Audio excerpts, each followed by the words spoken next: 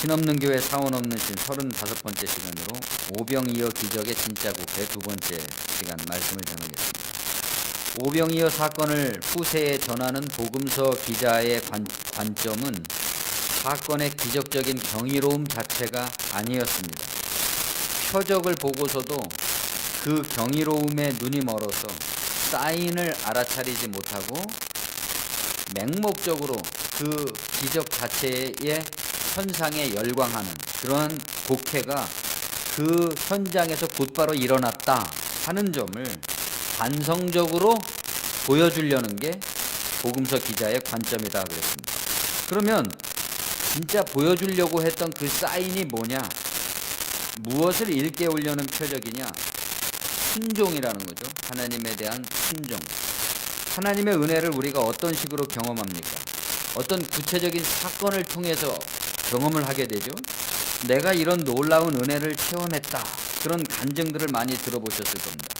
그런 간증들은 일종의 성공특이나 체험 사례, 모범 사례 같이 들려집니다.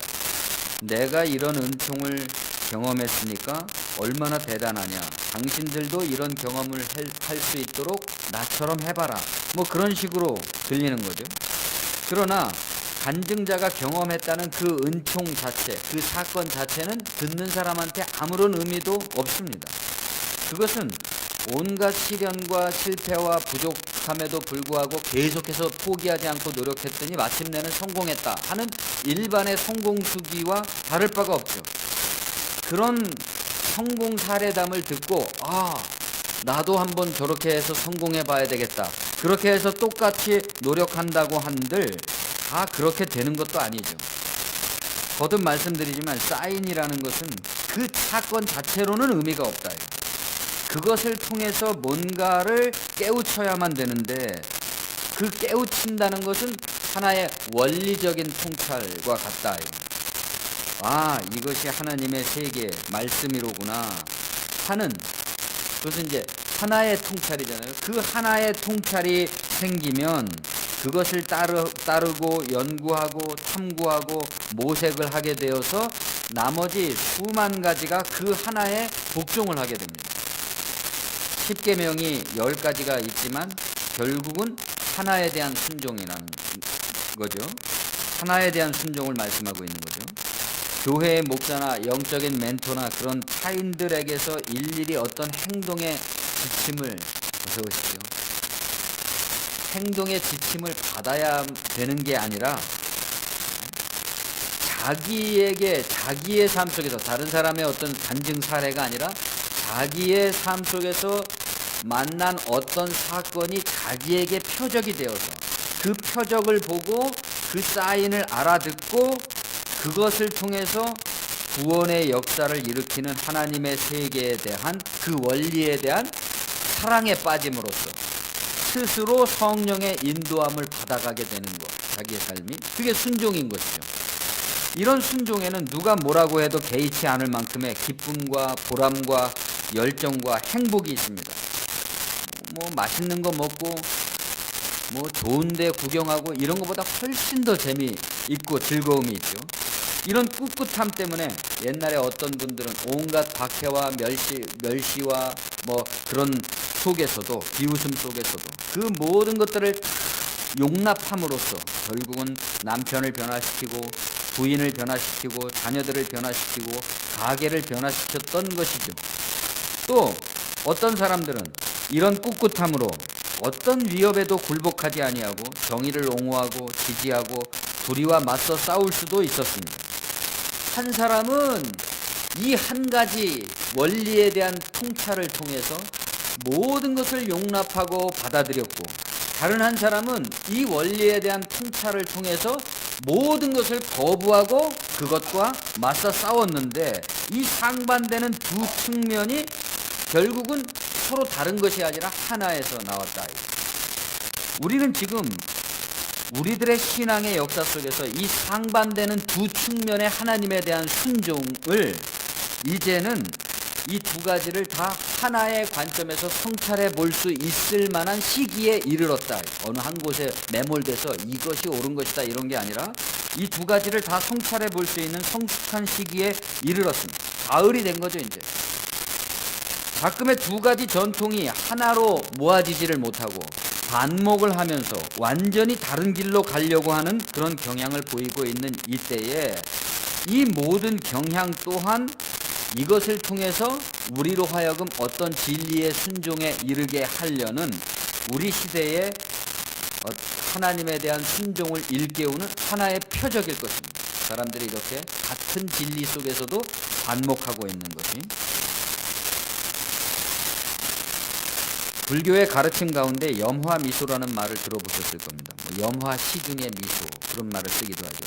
꽃을 들고 웃음을 띈다, 그러는 말인데, 불교의 선종에서, 그러니까 선종이라는 것은 화두를 들고 참선을 해서 깨달음을 얻는 종파잖아요. 그 깨달음이라는 게 뭐냐 하는 그 처음 깨달음 사람의 이야기를 할 때 이 얘기를 꼭 하는 겁니다. 히말라야에 속한 영축산이라는 곳에서 부처가 사람들을 가르칠 때에 범왕이 설법을 청하면서 부처에게 한 송이 연꽃을 바쳤습니다. 승려들과 비승려가 어우러진 남녀노소 청중들이 이제 이 대스승께서 무슨 말씀을 하실까 하고 귀를 쫑긋 세우고 기다리고 있었겠죠. 그런데 부처는 아무 말 없이 그 대중들 앞에서 이 연꽃을 들어서 보였다, 이겁니다. 그러나 아무도 그것이 무엇을 가르치려는 것인지 깨달을 수가 없었는데, 그때 부처의 수제자격인 가섭이라는 사람이 그 의미를 알아차리고 빙그레하고 웃었다는 겁니다. 그 사람이 웃는 모습을 보고서 붓다 역시 그 사람을 향해서 웃었다. 그게 끝입니다. 나중에 가섭은 부처가 열반에 든 다음에 제자들을 결집해서 불교를 일으키게 되는 사람이죠. 곧 선의 일대 조종이 되는, 우리 기독교로 치면은 베드로격이라고 할 수 있는 그런 사람입니다. 중요한 것은 연꽃 한 송이를 사이에 두고 두 사람이 주고받은 미소의 의미인 것이죠. 말 한마디 하지 않고 어떤 가르침을 주었고, 또 말 한마디 하지 않고 그 가르침이 뭔지를 알아차린, 거기에 불교가 말하고자 하는 세계가 있다, 이겁니다. 그렇기 때문에 불림문자, 이심전심이라는 말도 씁니다. 그러니까 문자로 설명되는 게 아니고 또 마음과 마음으로 깨닫게 하는 것이다, 이겁니다. 불교가 가르치는 선의 깨달음은 어떻게 깨우쳐지고 가르쳐지느냐? 사람이 본래 가진 마음이 만들어내는 세계의 이치, 마음이라는 게 본래 어떤 이치를 가지고 있나, 또 그 본래 가진 그 마음이 타락함으로써 발생한 온갖 번뇌와 미망으로부터 벗어날 수 있는 이치, 그렇죠? 마음이라는 게 본래 있고 그 마음이 타락해서 생긴 현상이 있고, 그러니까 그 마음의 본래 이치도 깨달아야 되고 알아야 되고 현재의 타락한 상황도 깨달아야 되면 거기서 벗어날 수 있는 길을 알게 된다. 그 진리에 이르는 깨달음의 길과 방식. 그런데 그것은 말로 되는 게 아니라 마음 자체가 그것이구나 하고서 딱 알아차려야 된다는 겁니다. 서로 마음과 마음의 통함을 통해서 깨우치게 된다. 그러나 그렇죠, 마음과 마음이 통함으로써 깨우쳐야 된다는 건 알겠는데, 그러면 연꽃은 도대체 무슨 의미냐? 이 문제가 해소되지 않은 거잖아요. 어떤 연유로 두 사람은 서로 미소를 주고받았는가 하는 문제를 알아차리지 못하는 한은 우리가 마음과 마음이 어쩌고저쩌고 아무리 얘기해봐야 소용없는 거죠. 이에 대한 해답을 자석 유영모 선생이 자신의 한시와 그 자신의 독특한 한글로, 그 자기가 쓴 한시를 다시 한글로 썼는데, 그 한글이라는 게 우리가 통상적으로 쓰는 게 아니라 아주 독특한 한글로 쓴 일종의 이제 시로 된 명상록이라고 할 수 있겠죠. 진리와 참나라는 책에서 발견을 했습니다. 그는 사람이 보이는 물질에 집착해서 그 모든 만 가지 물질을 가능케 하는 한 가지 하나님을 보지 못한다, 그랬습니다. 사람은 매 순간 그냥 컵, 볼펜, 사람, 나무 이런 물질에 의해서 현혹이 되기 때문에 그 모든 것들을 가능하게 하는 한 가지 하나님을 깨닫지 못한다는 거예요. 깨달을 여유가 없는 거죠. 사람의 마음이라는 게 보이는 바 물질에 집착해 있는 한 아무리 그것을 궁리하고 애를 써도 그 보이는 것들의 물리와 생리와 문리와 윤리와 그런 것들을 깨달을 수가 없고, 그런 것들을 연구하면 연구할수록 가지수만 늘어난다는 거예요. 사람을 헷갈리게 하는 가지수만 늘어날 뿐이지 본래 한 하나님께로 돌아가게 하지를 못한다. 왜냐하면 그 모든 보이는 물질을 가능케 하는 하나님은 보이지 않기 때문이지 않습니까? 보이지 않으니까. 보이지 않음을 이 유영모 선생은 빈탕이라 해요. 하나님은 빈탕이다. 허공이라는 말이죠. 하나님은 빈탕이기 때문에 사람들은 보이는 것들에 집착해서 보이지 않는 하나님에 대해서는 감각할 수가 없다. 하나님은 만 가지가 아니라 하나이기 때문에 오직 그 하나를 발견해야지만 만 가지 근심에서 해방되는 것인데, 만 가지 근심을 붙들고 아무리 애를 써봐야 그 하나에는 도달하지 못한다, 이거죠. 사람이라는 것은 본디 없는 것을 있는 것으로 알 수는 없잖아요. 안 보이는 것을 있는 것으로 알 수는 없다, 이거죠. 그래서 보이는 것에만 집착을 하게 되다 보니까 있는 것에 점차 아첨을 하게 된다. 보이는 것에만 집착을 하다 보니까 더 많은 것, 더 큰 것, 더 아름다운 것, 더 강한 것, 이런 것에만 자꾸 아첨을 하게 되는 마음이 키워지게 된다는 겁니다. 그런데 하나님은 그 반대잖아요. 없음으로써 그 모든 것을 있게 하는 거기 때문에 오히려 더 큰 게 아니라 더 아주 낮은 것이, 더 높은 것이 아니라 더 낮은 것이고, 더 강한 것이 아니라 더 약한 것이고, 이렇게 반대적인 정신을 인간은 계속해서 키워나가고 있는 거죠. 그런 인간의 태도로 인해서 없음으로 존재하는 빈탕이신 하나님을 사람들은 깔보게 되고, 안 보이니까 그냥 신경 안 쓰고 행동하게 되고, 있음으로 존재하는 물질을 계속해서 더 강력하게 집착하면서 숭배하게 된다. 그러면서 이 염화미소에 나오는 연꽃을 풀이를 해주셨습니다. 꽃 모양의 겉테두리는 하늘, 허공을 열어서 보여주는 것인데, 사람들은 그저 꽃 모양의 겉테두리만 보고 있다는 것이죠. 좀 멋진 말이죠. 여기에 볼펜이 있습니다. 이 볼펜을 여러분들에게 보여줄 때 여러분들은 이 볼펜이라는 물질의 겉모양만, 겉테두리만 보고 있다는 것입니다. 그런데 유영모 선생은 이 보이는 이것은 보이지 않는 이것을 가능케 하는 전체를 보여주는 거라는 겁니다. 꽃이라는 거예요. 그런데 사람들은 꽃의 겉테두리만 보고 그 꽃을 가능하게 하고 있는 이 거대한 허공은 볼 줄을 모른다. 말하자면 여기서 연꽃이라는 것은 곧 진리를 일깨우는 표적인 셈입니다. 그러니까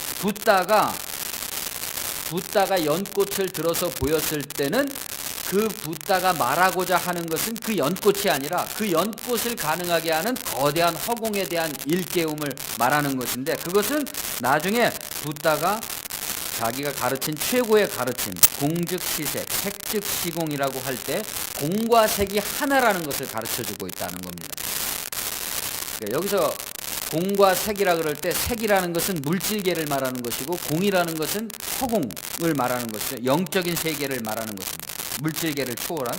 그런데 이 둘이 하나라는 말은 공과 색이 대등하게 같다는 말이 아니라, 색이 눈앞에 보여지는 것일지라도 보이지 않는 거대한 영적 세계에 속해 있는 것이기 때문에 결국은 다 공의 세계에 들어있다는 것입니다. 그런 의미에서 공과 색은 같다는 것입니다. 그러면 이 거대한 공의 세계에서 색이라는 게 나타나게 된 것은 무슨 의미냐? 그 거대한 공의 세계를 일깨워주는 하나의 표적으로, 사인으로서, 나타남으로써 우리가 꽃을 볼 때 그 꽃을 통해서 그 꽃을 가능하게 하는 하나님의 세계를 깨닫게 해준다는 거죠. 대단히 명쾌하고 시원한 말씀입니다. 그러니까 일종의 우리가 살아가고 있는 이 모든 삶의 모습들은, 인식들은 다 하나의 언어이고, 그 언어들은 다 하나의 비유인, 메타포인 거예요. 그것이 품고 있는 그 메타포를 볼 수 있는 안목을 가진 사람은 더 깊은 것을 보게 되는 것이고, 그것을 보지 못하는 사람은 그냥 현상에 이끌리게 되는 것이죠. 우리가 바라보는 한 송이 꽃, 헤아려 보는 밤하늘의 별자리들, 일출과 황혼의 아름다움, 남편과 부인과 아기의 사랑스러움, 봄, 여름, 가을, 겨울 시시각각 변화해 가면서 소멸해 가고 있는 이 모든 색계의 향연은 도대체 어떤 의미인가? 그 모든 것을 통해서 오로지 하나인 하나님을 깨우치라는 거예요. 사도 바울이 말할 때 만물이 다 그에게서 나오고 그에게로 돌아감이라 할 때 그것을 깨닫게 하려는 거죠. 그런데 그 하나님은 어떤 분이냐? 물질계에 속해서 물질에 집착해 있는 인간 마음이 빚어내고 있는 그런 하나님은 아니다. 물질에 집착하고 있는 인간이 만들어내고 선입견으로 갖고 있는 하나님은 어떤 하나님입니까? 물질 더 많이 주는 하나님이잖아요. 그런 하나님은 아니다. 그런 하나님일 수가 없다 이 말이죠. 그것은 달은 안 보고 손가락만 보는 것이고, 달은 보면서도 아무런 교훈을 생각할 수가 없기 때문에, 사람들이 최초에 달을 쳐다봤는데 달을 보면서도 아무런 교훈을 얻지 못하게 되니까 결국은 달 자체를 숭배하게 되는 거예요. 돈을 숭배하고 꽃을 숭배하고 달을 숭배하게 되듯이 물질을 숭배하고 돈을 숭배하고 탐욕을 숭배하고 쾌락을 숭배하고 폭력을 숭배하면서도 내가 그것을 숭배하고 있기 때문에 그것을 믿기만 하면 내가 원하는 것대로 그것이 해줄 것이다. 맞는 말이잖아요. 네? 구하라 그러면 주실 것이요, 찾으라 얻을 것이요, 두드려라 열릴 것이다. 그렇죠. 하나님의 자율의 체계에서는 이 모든 것들이 가능합니다. 내가 원하는 그것을 끊임없이 포기하지 않고 원하면 결국은 나에게 돌아오게 돼 있다. 이것이 성공신학이고 번영신학이고 긍정주의 신학인 것입니다. 꽃과 달이 사인으로서 기능을 하지 못하고 오히려 그 꽃과 달의 욕망에 눈이 멀어서 그것을 신격화하는 것, 우상숭배화 하는 거죠. 진리를 깨닫는데 오히려 그것들이 회방거리가 돼서 돈과 성공과 권력과 승리와 탐욕의 욕망이 오히려 그들의 눈을 멀게 해서 진리를 가렸는데도 그것을 모르고 외려 그것들을 하나님으로 삼은 상태. 그 상태에서는 염화미소의 옛날 얘기는 나도 안다고 그럴듯하게 아는 척을 할 수는 있겠지만 정작 연꽃의 의미가 뭔지는 도무지 알지도 못하고 생각할지도 모르는 거예요. 우리가 하나님을 믿는다, 하나님을 섬긴다 그러면서 이 모든 만물이 지니고 있는 의미는 무엇이냐 하는 것에는 도달하지 못하고, 내가 이 보이는 것을 통해서 욕망을 갖게 된 그 욕망을 욕망하게 되면 하나님이 그것을 주신다는 식으로 신학을 발전시켜 나갔다. 최근에 저의 후배 중에 자칭 아마추어 철학자가 제게 보내온 카톡입니다. 이 친구는 여러분도 아실지도 모르겠습니다. 제가 자주 인용하는데 아마 이렇게 자기를 제 설교에 인용하고 있는 줄 안다면 화를 내거나 괴로워하는 것이 아니라 상당히 영광으로 생각할 겁니다. 그런 줄 알고 허락도 안 받고 이렇게 인용을 합니다. 아트만, 성불, 성인, 인자에 대하여. 그럴듯하죠? 이 네 단어에서 공통분모를 찾는 자는 지구상의 모든 철학에 대해 깊은 이해를 득한 자이다. 자기를 말하는 거겠죠. 이 네 단어는 동서양 철학의 정수, 힌두교, 불교, 유교, 기독교 가르침의 정수를 응축하는 핵심 단어들이다. 기독교식으로 달리 표현하면 이것이 사도 바울이 고린도전서 13장에서 말한 사랑이다. 이 네 단어를 내식으로, 이게 문제죠. 내식으로 풀이하면 내가 나의 운명을 만들며 내가 신이 될 수 있으며 그 모든 결과에 이르도록 내가 나를 훈련시킬 수 있다는 위대한 정신의 힘을 각성시키는 것이다. 이것이 내가 주장하고자 하는 주관적 관념론이다. 그 다음에도 계속 이어지지만 유치하기 때문에 여기까지만 인용을 하겠습니다. 이런 편지는 말하자면 이 친구의 저에 대한 도전이자 사랑이자 또 자기의 심심하고 무가치하고 무기력한 인생에 대한 발광이고 발작입니다. 저는 이런 편지를 하루에 5-6개씩 받을 때도 많기 때문에 별로 그렇게 대단치 않게 여기고 있습니다. 이 친구는 저의 그런 태도에 대해서 자기가 저의 신자가 되지 않고 여전히 무신론자로 남아있기 때문에 제가 화를 내는 거라고 이렇게 말을 합니다. 저는 그러면은 귀찮다, 내 주변에서 얼쩡거리지 말고 나를 떠나라, 이렇게 말을 해주는데, 그러면 이렇게 넉살을 부립니다. 양지에서 자기의 사상, 항상 그 자기 생각을 꼭 사상이라고 그런단 말이에요. 자기의 사상을 이해하고 철학과 사색을 주고받을 수 있는 현인은 오직 형뿐이다. 대개 우리들의 관계가 이런 유치한 관계입니다. 제가 이 사람한테 보낸 답지는 아주 간단합니다. 반쪽짜리 이해에 불과함, 그걸 신학에선 번영주의, 긍정신학이라고 한단다. 다석 선생은 하늘을 빈탕이라고 했는데, 허공이라고 했는데, 그 말조차 우리가 어떤 선입견에 붙들려 있으면 그 의미를 이해가 될 수가 없죠.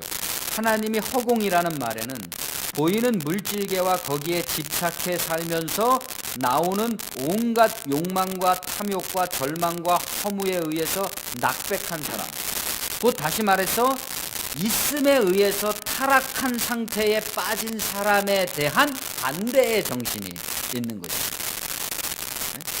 그 반대의 정신의 인식에서 나오는 힘이 새로운 생명입니다. 물질에 집착해서 하나님마저도 하나의 물질적 대상으로 인식할 정도로 타락해 있는 그 사람에 대해서 언제나 초월한 상태로 비웃을 수 있는 정신의 힘, 거기서 나오는 그 반대 정신, 그것은 부정하는 힘이고 죽는 힘이고, 부정하고 죽는 것을 긍정하는 힘이고, 우리가 잘 생각해야 됩니다. 또 우리가 자칫 잘못하면 신앙을 뭐에 대해서 안티하는 것으로 생각하면 부정하는 힘, 죽는 힘밖에 안 되잖아요.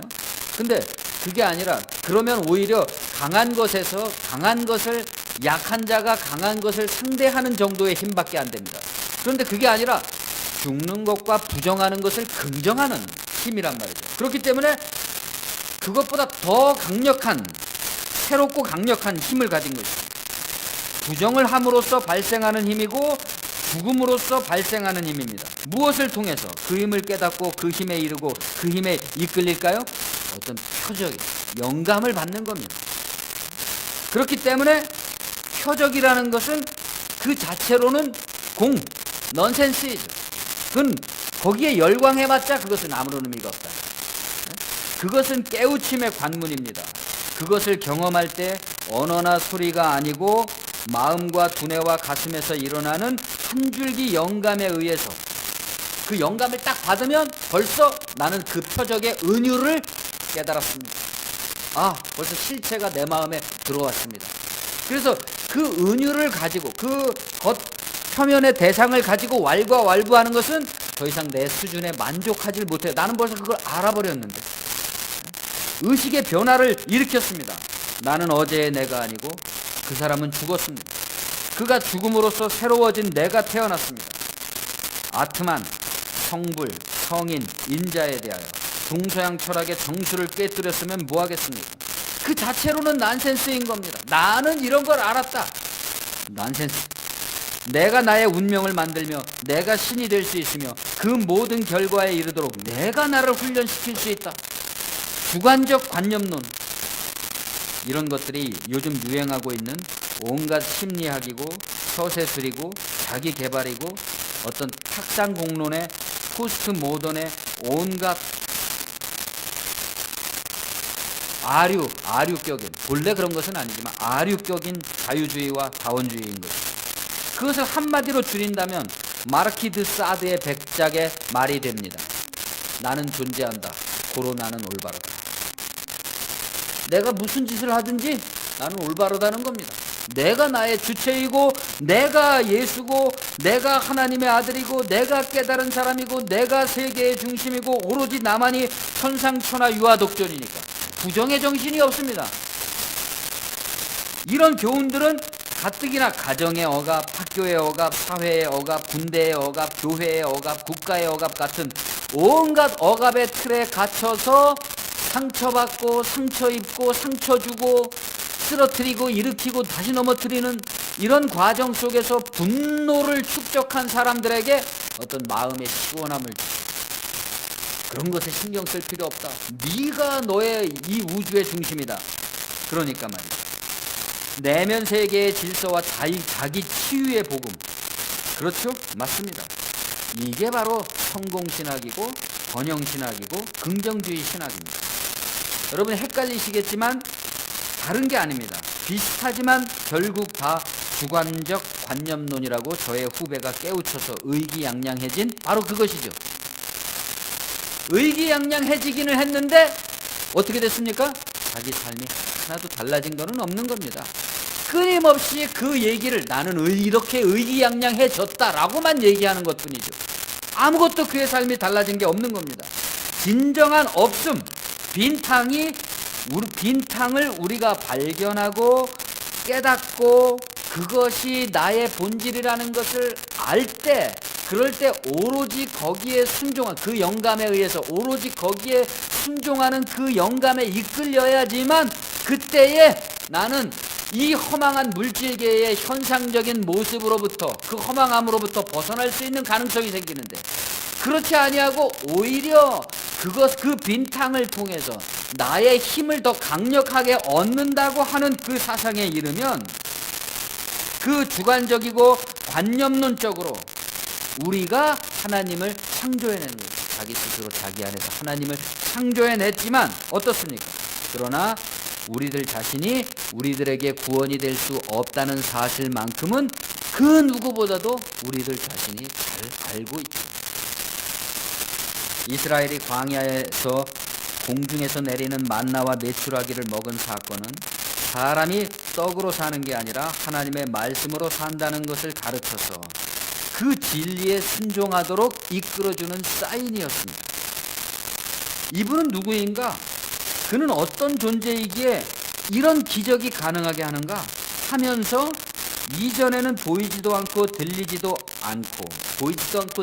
않았었기 때문에 귀를 기울일 필요도 없었던 하나님을 향해서, 보이지 않지만 하나님을 향해서 이런 일을 하시는 그분은 누구인가라고 그분을 향하고 그분의 말씀을 들으려고 귀를 기울이고 그분의 뜻이 뭔가를 파악하려고 마음의 정성을 기울이고 그렇게 해서 순종해 나가는, 그때부터는 일체의 귀를 전심과 정성으로 거기에 기울여야 되는 것.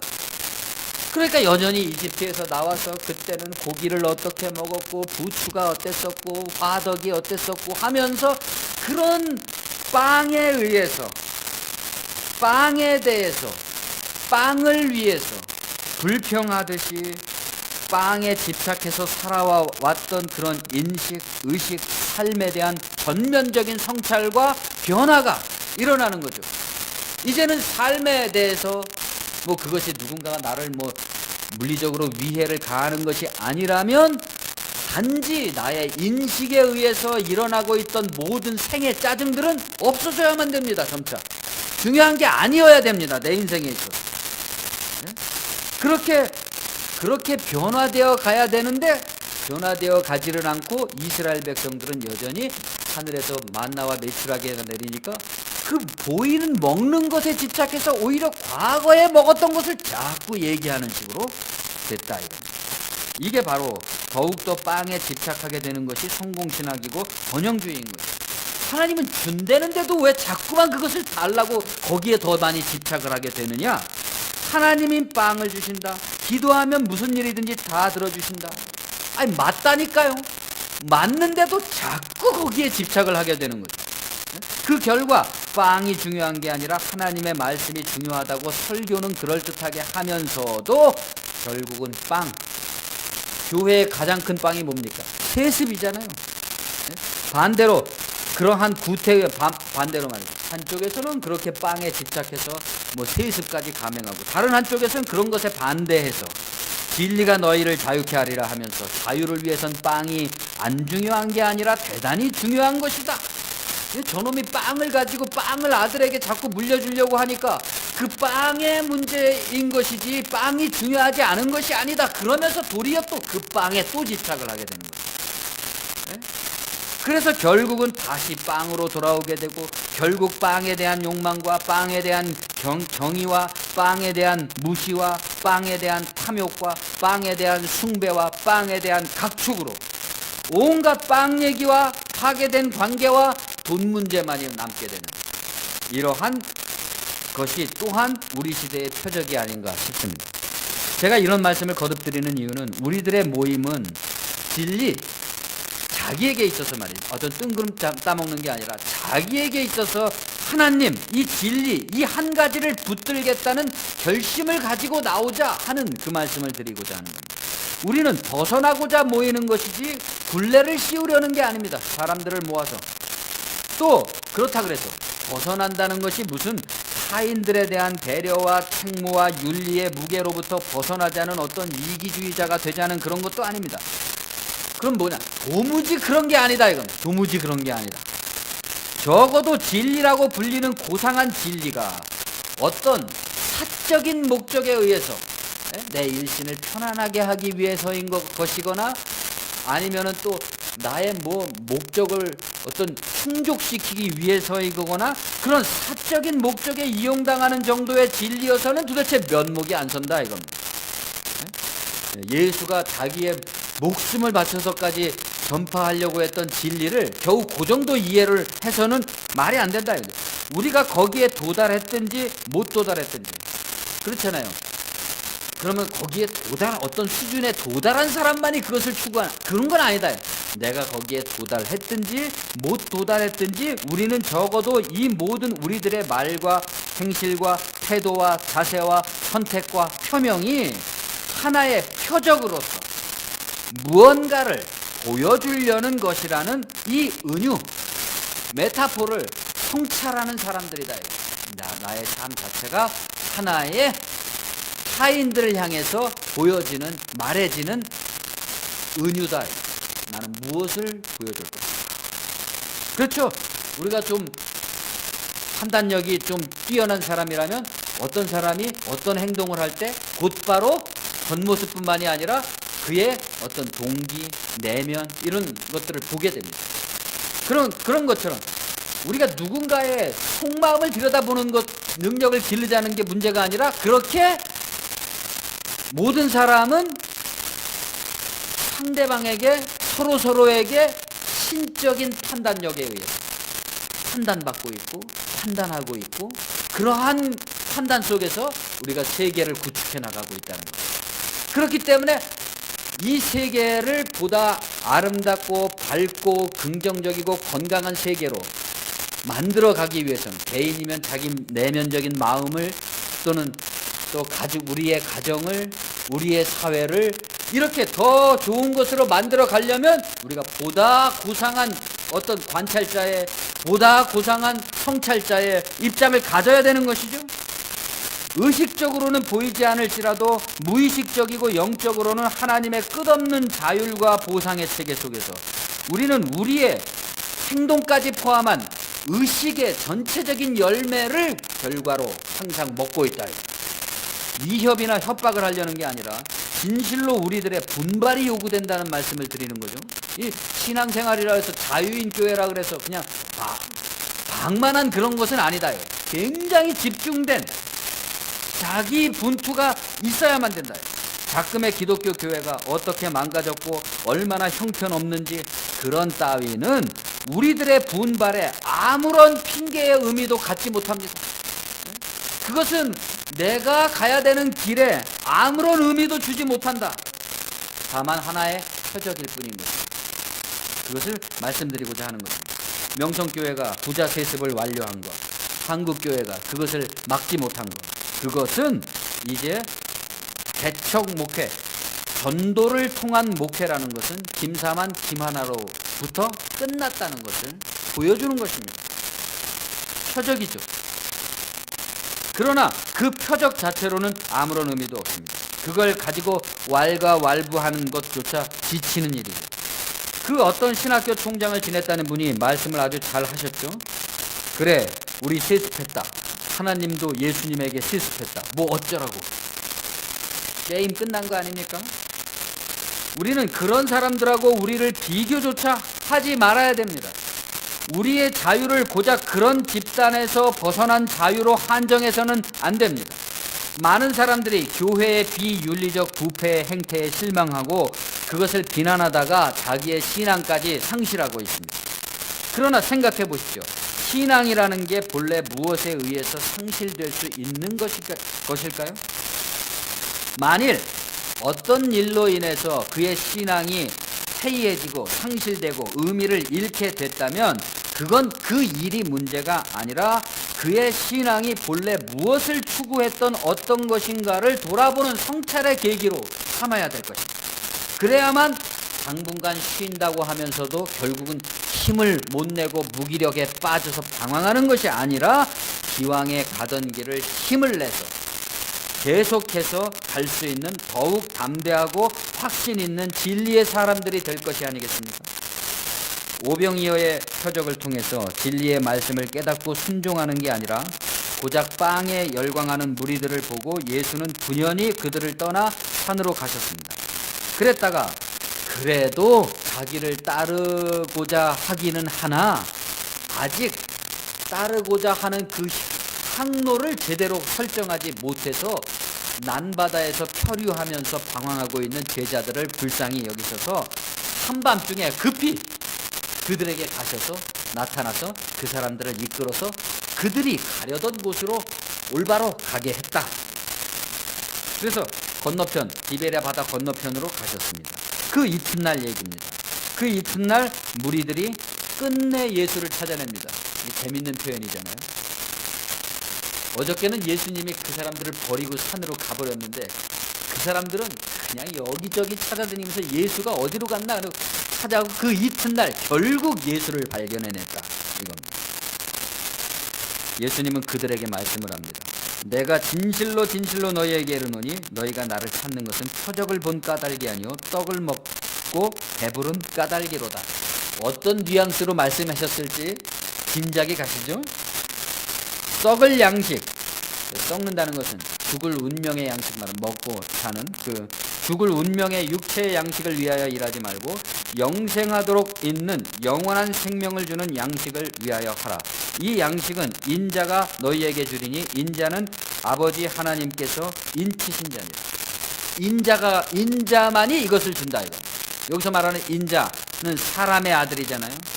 하나님의 아들이자 사람의 아들입니다.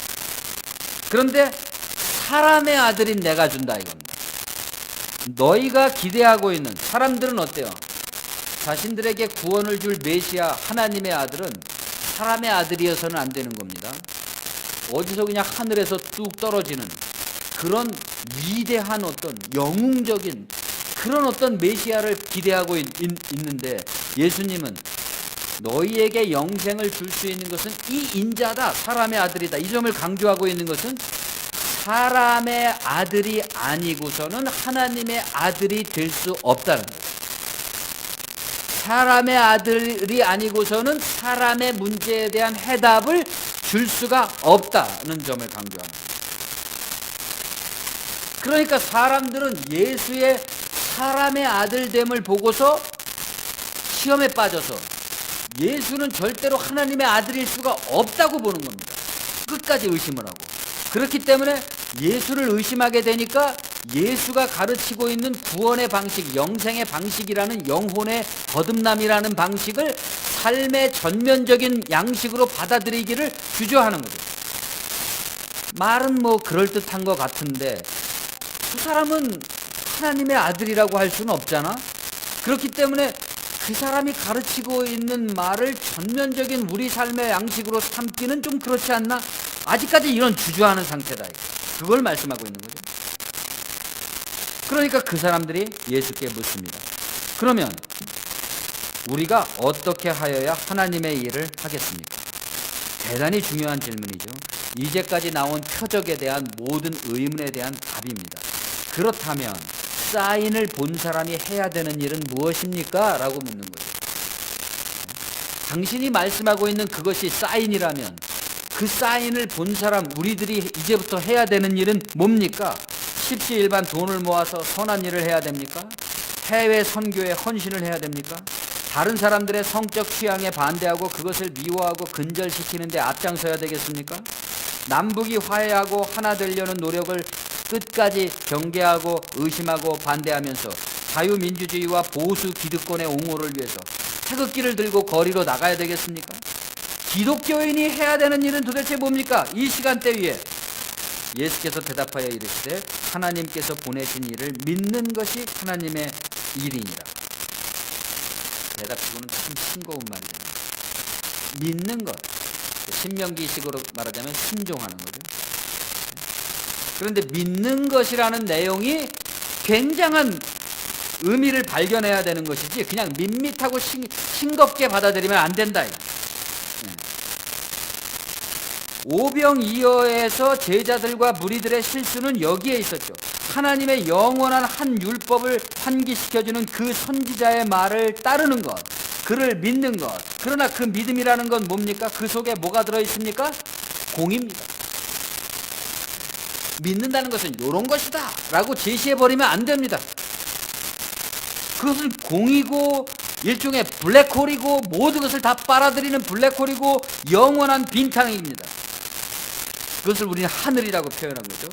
전쟁과 평화에 나오는 안드레이 볼콘스키가 전쟁터에서 쓰러져 죽어갈 때 바라보았던 영원의 하늘. 그것은 저 스카이를 말하는 게 아니잖아요.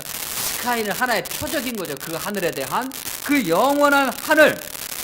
그 하늘을 보니까, 죽어가면서 그 하늘을 보니까 인간이 온갖 부패한 마음에 의해서 이 지상에서 서로 각축하고 밤이 새도록 몇 날 며칠을 서로를 죽이는 이런 전쟁 살육을 벌이고 있는 이 모든 일들로부터 자기가 영원토록 벗어나 있다는 것을 깨우치게 됩니다. 내가 왜 그런 삶을 위해서 나의 모든 것을 바치려고 했지?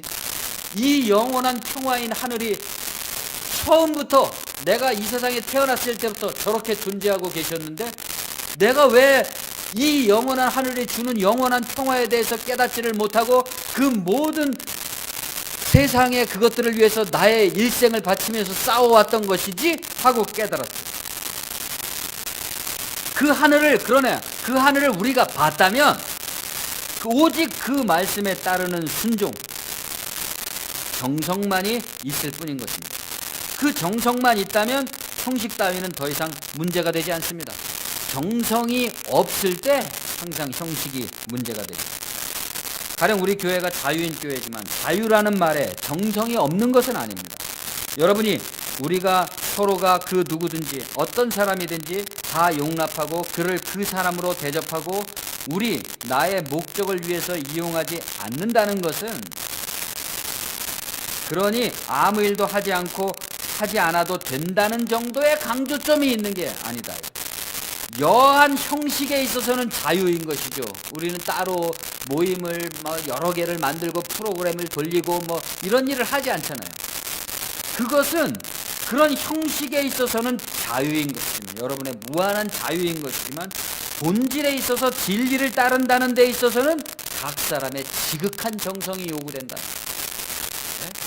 작은 일 하나를 하더라도 지극한 정성이 요구된다. 온 힘을 기울여서 하는 그것이 표적이기 때문에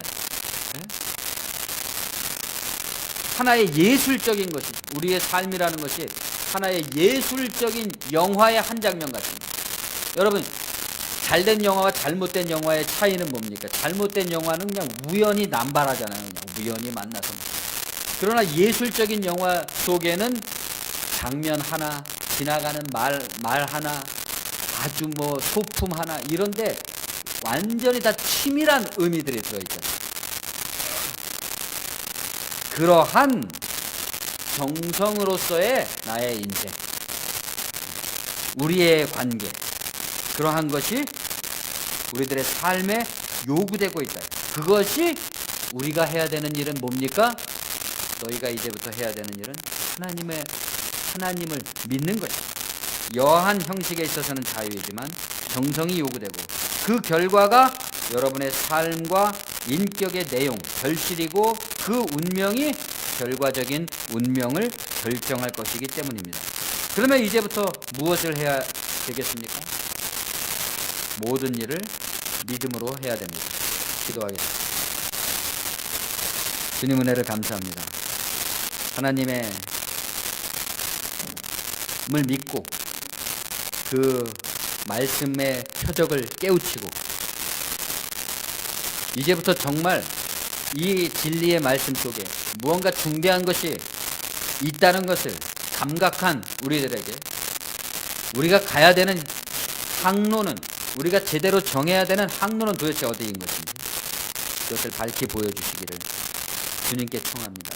우리가 하나님을 믿는데 힘을 쏟는다고 할 때 그 믿는다는 것은 도대체 무엇인지 그러한 순종과 그러한 지극한 정성과 그러한 몰두와 몰입과 그럼으로써 우리 자신의 자아로부터 나오는 온갖 우리를 피곤하게 하고 부패하게 하고 우리의 진정한 정신의 힘을 빼앗아 분산시키는 그런 물질에 의해서 현혹되지 아니하고 그 물질을 우상으로 삼지 아니하고 그 모든 것들을 우리에게 주시는 그 모든 것들을 우리에게 주심으로써 자신을 계시하시는 그 하나님을 향해서 전심을 다해서 나아가는 우리들이 될 수 있도록 주님 인도하여 주시고 그러한 믿음을 통해서 우리의 삶이 좀 더 차분해지고 좀 더 단호해지고 좀 더 담대해지고 좀 더 확실해지는